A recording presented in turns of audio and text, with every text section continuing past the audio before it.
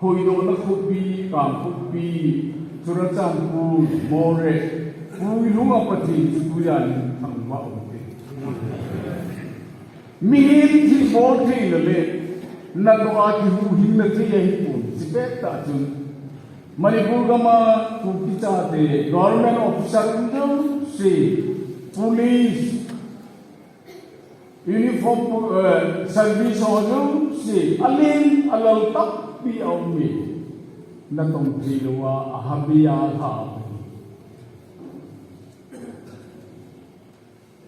sipet ta chun pathi eichingpau koi ma kêu tăng cha chỉ trong cái tung bôi Pathen inpu do mình Egypta Israel cha te Houkhomna do bangin Pathen tu cha te inpu do mình abel bel Pathen thang wa tu yang ani nang ko si nom tu Hobin tam pi hal hal Hobin zani zakum langa ye hal hal Meide ho ajong ai na go ho kaina char so hal Hobin hisi church Hobin ki hal la chuja la chu hatan ga ge lo chu e ho Songpijang hap longa hisi Lunkim na hisi na tija na pa chu hello ba Hobin jong kaya Pathen wa choi nom lo Pathen ni ga ki pa tu sei nom lo hi ige lai mi wang si na tu ni ga ye lo Manipur state sunga Nam khat tu ki cha te thagam chin sumang bi at sumang mo agam le sida ko na del to athi mang ko jing ding ya lungel ni ya ka bo hi a population ai se yo lama ho tam jo hi bi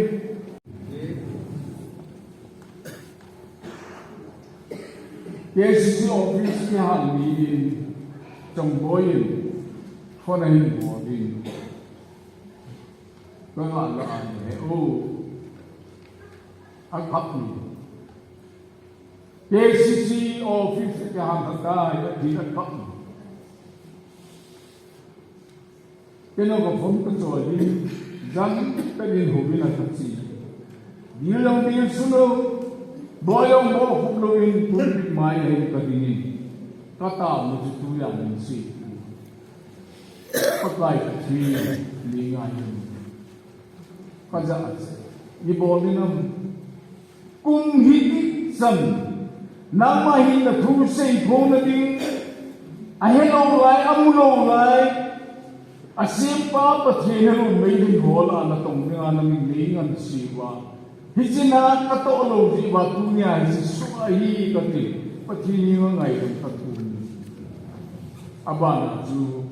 atang dan ho ki hu do la ni wa ju kata mo hi be unana ti ho Pathen pha e pi pe do dam na e pi pe do hin khoi la e pi u ba ne la ko sum la pa ne la ta si le che ni lu ba isa ke ho ngom ha ta de de ati bo ti pe do wa hi Pathen na ito ko lo ba de ati de na pa mu go ba jang ai ha lo king jingkah kuba bain dong sum langa kachi min silon lamkai ho to wai hun na ai lo ba da thamun da halona sit wat da chuka ga polun gama gamla gam chang lo ya hum jam ho ai kin ka si ji ki ham ne palam sunui na ba ubi tun na khu na ilu ke hal na tai lung neo hi ati hal lo kang ko pi ka umu ni na to ba ma jong di hi ta cơ là thập bố nó với tạo đi mới dòng thấy mình u nó nào kiểu ha tạiยังไงตัวอินเดียนี่มันจะจุดปฏิอินนาวเกี่ยวกับจินาเอจินปิวาอะไรสักอย่างมุมโลอาวาสมุมโลวามิคินาอีไอซาดูเอปิโอฮะตั้งเดียวแล้วมีมินอาเกียจีปูเอจิงอ่ะปากายตุกีนี่ยองเอเฮโดอินุนุมาเฮฟูกิมอนจีอาสุยามินनहीं हो चिंगा चुको हम I know नहीं हो बुये चुको हम संपदा गेले हम कदे नहीं अब आई वेले पकाई के केंगoi चिना eichingpau hi adi e pathen thangba hote pakai pathen chin sa mi chu minun no mai ai wa min nang ma hin ho chinga buye chuko ham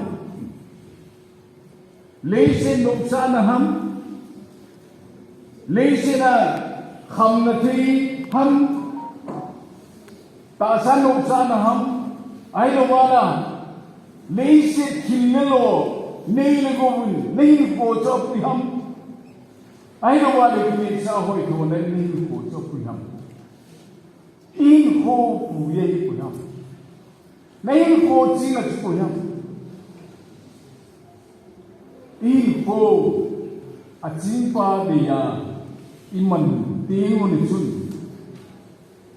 pakai hilo adang ho chun hat engelu na hilau chun I tabang mi I tabang chon chan I tabang ko amanang ti ya to ni ni uni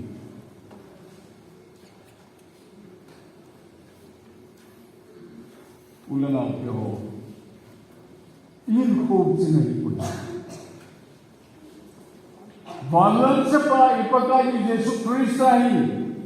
ihuin kunilen palinga ikisa luba ama hi ihinnaw itin sa uba ama thua hi inunu hina kum som tum le na lang sin som tum le bu lang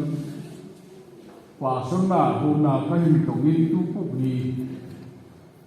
som la tak na hin ta atam zo in council ke ma ki bo he ai Songpijang Houkhomna set sa lang in thum be lang ke em bo len ta hu nunga go long ho ke ma yo ni bi lam to tu ya na ke ke do chi ham mi nu mi pa nunga go han ta ta hin Yesu Krista hi huin pulelen bingin kakisan tai ti bin ahi wangin ama tuan nunding ama kituisa ding ama kicinsa ding ama kituisa ding inom ku pakina ini lo igam sungu bung sunga hangami akihom Pakina ki mapahi ini Hilin Huying nahi awusa Adela pakai Yesu Krista yung ating pela hong tiket bea na humuhudo kitiway pun ay huying saway ka ito tintang ba okay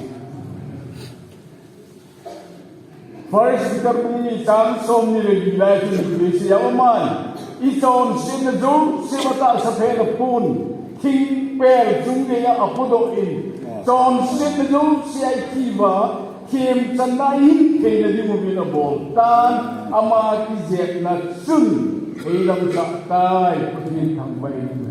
Amen Ay huli kan Katon sinadong ngay kamay kan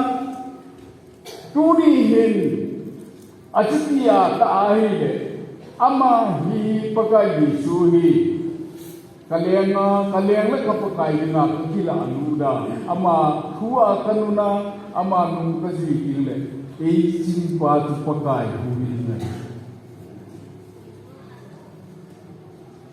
tunun na kikhop aba na tunga de lewa Hãy giữ hữu hình mà thì hiện sự mất sắc bền cả lại. Christian in sungai humpin dia isuk sendiri di dia di mana.